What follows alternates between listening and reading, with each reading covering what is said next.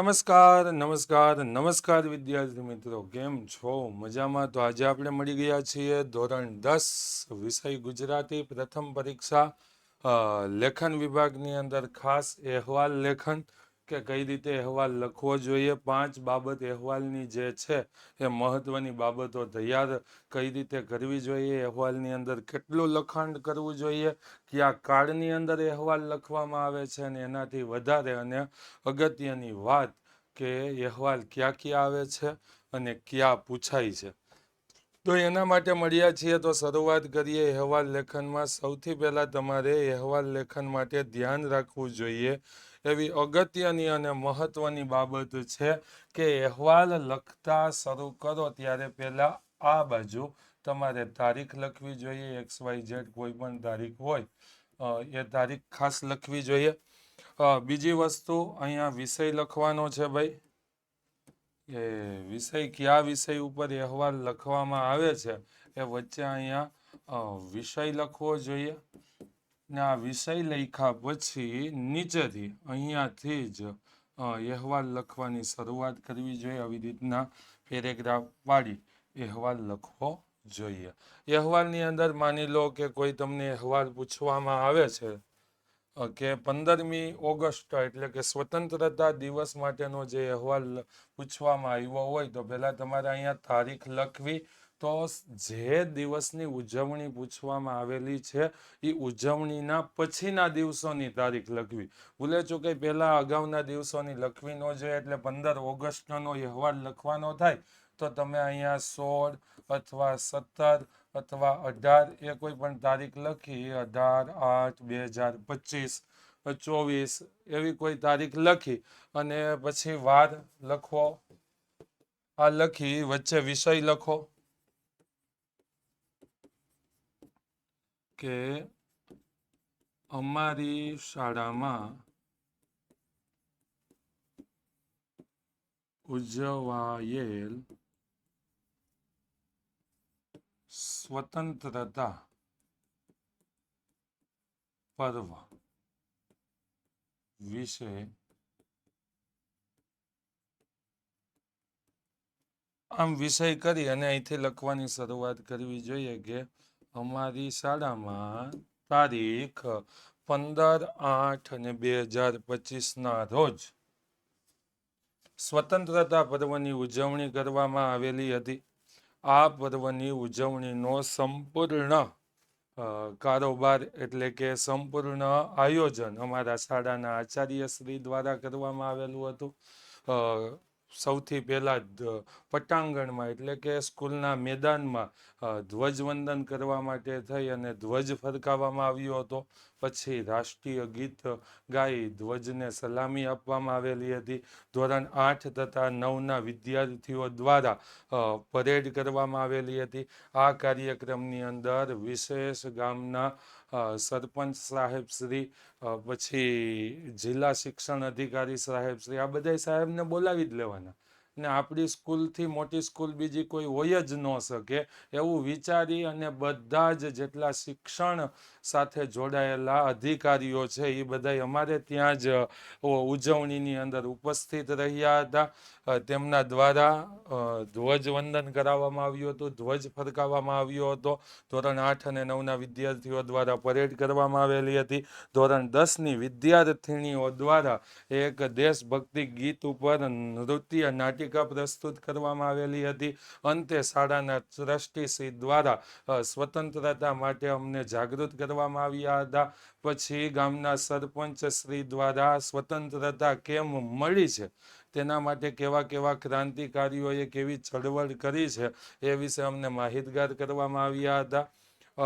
અંતે શાળાના પ્રિન્સિપલ સાહેબ શ્રી દ્વારા આયોજન જે રીતે કરવામાં આવેલું હતું તે પ્રમાણે નાસ્તા વગેરેનું પણ આયોજન હતું. એ કરી અને ધ્વજવંદન કરી અને બધા છૂટા પડ્યા હતા. આવી રીતના લખાણ કરી અહીંયા છેલ્લે લખવાનું છે લિખતીન આપનો વિશ્વાસુ JXYZ.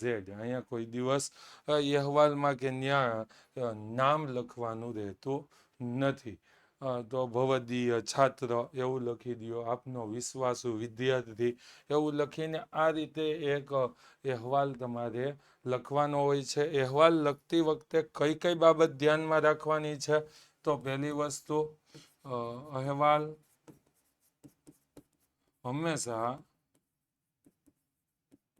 ભૂતકાળમાં લખાય છે.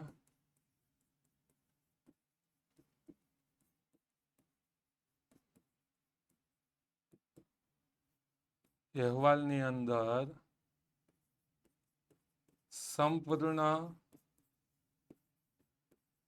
ઉજવણીનો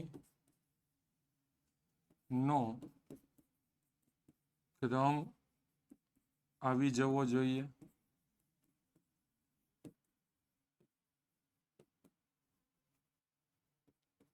અહેવાલ ટૂંકા શબ્દોમાં એટલે કે ઓછા શબ્દોનો પ્રયોગ કરી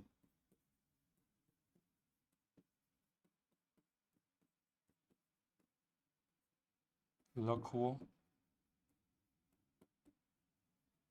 અહેવાલ માટે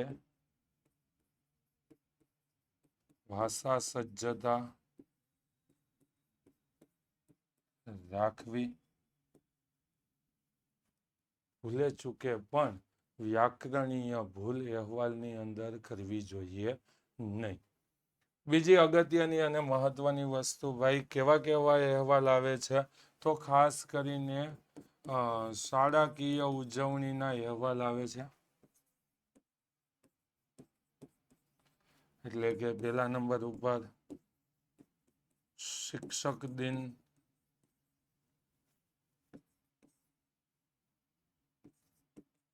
સ્વતંત્રતા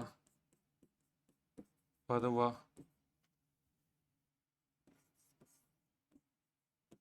વૃક્ષારોપણ,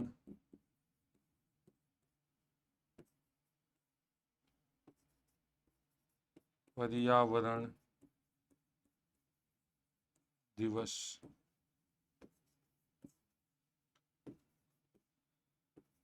પ્રજાસત્તાક પર્વ,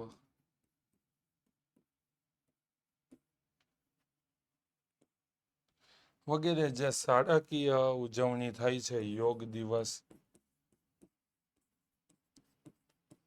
આને અનુરૂપ અહેવાલ જ તમને પરીક્ષામાં પૂછવામાં આવે છે. અને આ બધા અહેવાલો ખૂબ અગત્યના અને મહત્વના છે. તો આ અહેવાલને તમારે તૈયાર કરી લેવા જોઈએ. બીજું અહીંયા તમને કહીશ કે ભાઈ અગાઉથી એડવાન્સ યુથ સ્વયં પેપર સેટ 2026 જે આવવાના છે એનું તમે હજી સુધી જો પ્રી રજિસ્ટ્રેશન ન કરાવ્યું હોય તો અત્યારે જ 9714244548 અથવા 4950 નંબર ઉપર ફોન કરીને કરાવી દો. એમાં ઇંગ્લિશ મીડિયમ માટે છે, ગુજરાતી મીડિયમ માટે છે અને ખાસ ગુજરાતી માધ્યમ માટે થઈ અને ધોરણ 10 આદર્શ પેપર સોલ્યુશન પણ છે જ. તો હજી સુધી જો તમે એડવાન્સમાં આના માટે રજિસ્ટર ન કરાવ્યું હોય તો અત્યારે જ આ નંબર ઉપર કોલ કરીને રજિસ્ટર કરાવી દેજો. બીજી વસ્તુ કે જ્યારે તમારું પેપર છે એના એક દિવસ અગાઉ સાંજે 9 વાગે અને જેદી પેપર છે તેદી વહેલી સવારે 5 વાગે સૂર્યોદય અને આગલા દિવસે ભવિષ્યવાણીનો લેક્ચર છે તો એના માટેનો સ્ક્રીનશોટ અહીંથી લઈ લો. એ અગત્યનો ને તમારા માટે પ્રથમ પરીક્ષા માટે ખૂબ ઉપયોગી છે. આપણી આ 3 ચેનલ, એમાં વિદ્યાકુલ ગુજરાતી, વિદ્યાકુલ ધોરણ 10 ટોપર અને વિદ્યાકુલ ગુજરાતી શોર્ટ્સ, જો હજી સુધી સબસ્ક્રાઈબ ન કરી હોય તો અત્યારે જ કરી દો ભાઈ. તમારા માટે ખૂબ ફાયદાકારક રહેવાનું છે. તો આ અહેવાલ લેખનના લેક્ચરમાં એટલું જ. ફરી પાછા આપણે મળીએ છીએ આવા જ કોઈ લેખન વિભાગના ટોપિક સાથે. ત્યાં સુધી વંદે માતરમ. ભારત માતા કી જય. જય ગરવી ગુજરાત. જય ગુજરાતી.